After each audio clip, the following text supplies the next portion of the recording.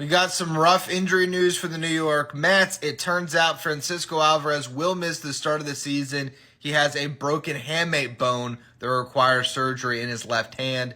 That is an injury that you see with catchers sometimes. It's sort of at the bottom of the hand where they're receiving. And unfortunately, in live AB, something went, and he told the trainers about it, that he was feeling some pain. They get the MRI done, and turns out that he's got an issue that's going to require some surgery. Last year, we saw Alvarez miss time at the beginning of the season due to a thumb injury.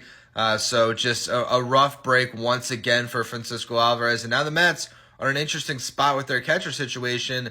They were pretty locked in with Alvarez as the starter and Luis Torrens as the backup. Torrens will now be the starting catcher for the Mets for the first part of the season. But who will be his backup?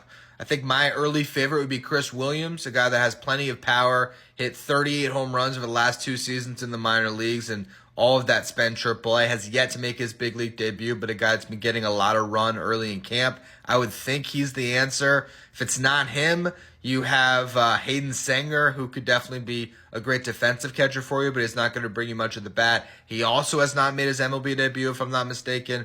Guy that's been in the Mets farm system for some time.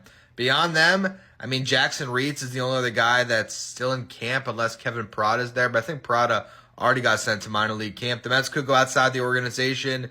I'm sure they'll be active, trying to see if there is some catchers who have a tenuous spot on a 40-man roster they can swoop up, or maybe there's still a free agent out there, a veteran catcher they can sign. But bottom line, the Mets will be without Francisco Alvarez for probably the first month of this season here, if it's a 6 to 8 week injury.